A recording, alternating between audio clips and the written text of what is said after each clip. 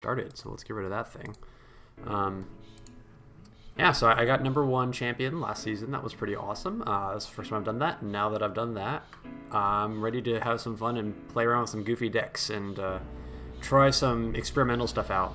But before we jump into that, I want to do one game with Gorganize.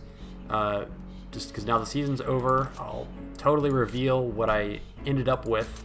Gorganize, in my opinion, is the best deck in the game. Period.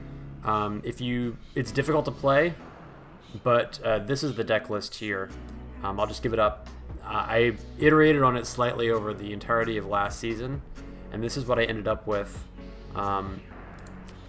One notable change is I took out, what's his name? The staff guy. Oops.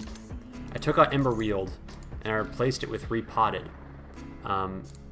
Repotted is just ends up being pretty nice because of the meta being so heavily Warden.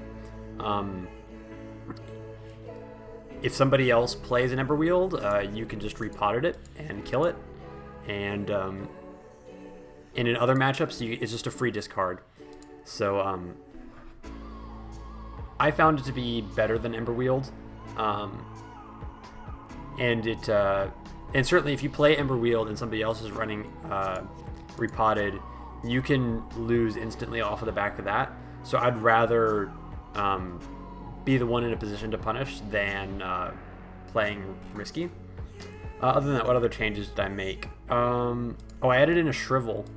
I forget what I took out for it, but I added Shrivel back in because it's basically free removal of one unit, and removal is always good. And there's a lot of range units in this deck.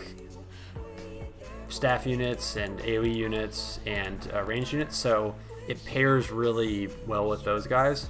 I mean, just overall, this deck has a crazy amount of synergy. It's got AoE removal, single target removal, surprise attack cards that spawn units across the map that can clear squishy range units, and then Tongue Bucket synergy with Viridian and Strong Roots and Briarheart. If you didn't know, Briarheart summons a Bramblemite and then buffs it +2/+2, which actually counts as being healed. So Tongue Bucket gets a bonus attack when you play Briarheart. That was an interesting little combination that I found out. So anyway, we'll do one game with this just to reminisce over last season. But after this, I'm retiring Gorganize.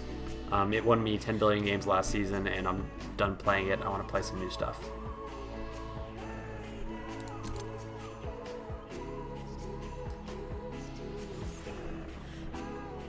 Okay, so this is a council, so we can get rid of Repotted for free. If you draw Briarheart in your hand at the beginning of a game... Wow, I feel bad for this guy. Because drawing Briarheart is like the best opener.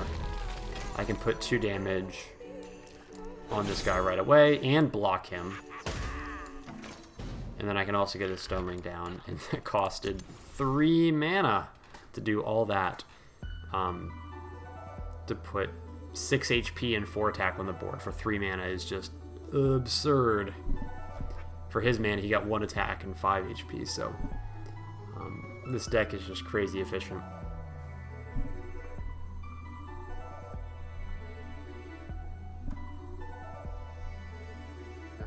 He's got a Tongue Bucket, that's interesting. Tongue Bucket has good synergy with Council Healing, but it's expensive.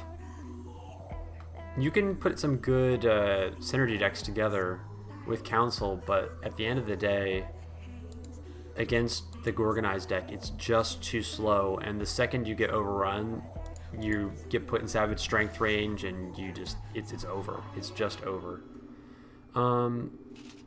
So let's see how I want to do this.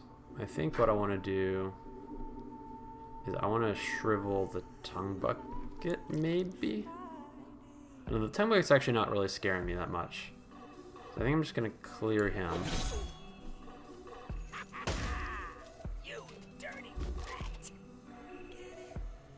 And I just want to move there. Put some damage on him. Just for giggles, and what I want to do is I want to soften these up. This is a little risky, because if he plays a staff unit, he can get both of those. If I make a push this season, what will I push with? I honestly don't know. I'm right at the beginning of my experimentation phase. The short answer is I'm not going to make a push this season, because in order to make the push last season, I just had to play Gorgonize every single game, which was fine because I won like every single game with Gorgonize, but I just would love to have a little more variety. So anyway, this is why Shrivel's really good, because now I'm going to get to remove Vermin for basically nothing with this Nut Lobber. Watch this. This is going to be pretty nice.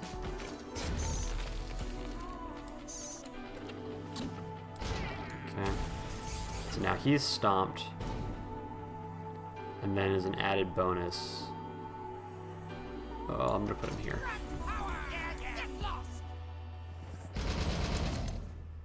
Now Vermin is on my Vermin's on the board, and he's got 2 attack, and I did damage to his tongue bucket, so that was really efficient. And you can already see I've got 3 really good guys on the board. He's got 1, and it's going to snowball really, really hard.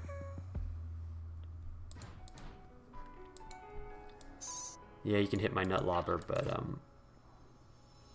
4 HP is too much. I actually think they probably need to tone down Nut Lobber's HP down to 3.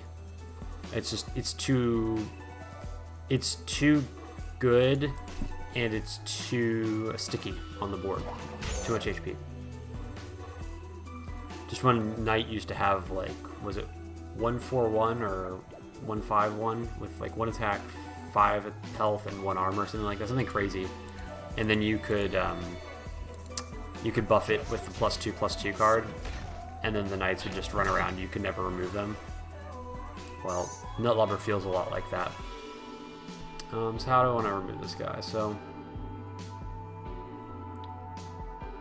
alright, so we're going to put Tongue Bucket down because we're going to suicide some of our guys here.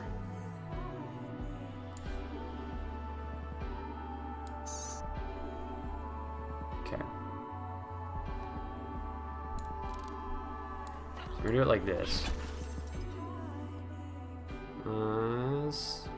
Maybe a misplay, but that's okay.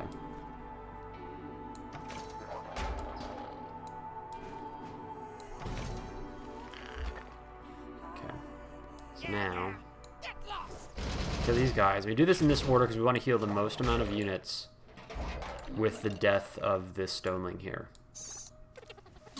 So we healed 2 units here, so now this Tongue Bucket's going to go up to 3 attack. If I'd done that in a different order, the Tongue Bucket wouldn't have gained as much life. Or sorry, wouldn't have gained as much attack. So you see this Gorgonized deck has a really high skill ceiling. And the order and little details that you do things in really matters. Yeah, so that was over by round 5, but it was really over by round 1 when I had the 3/3 Bramble put up there. Okay, so that's it. That's it. No more Bramble, or sorry, no more Gorgonized forever. And so now what I want to switch to is another deck that I've been having a lot of fun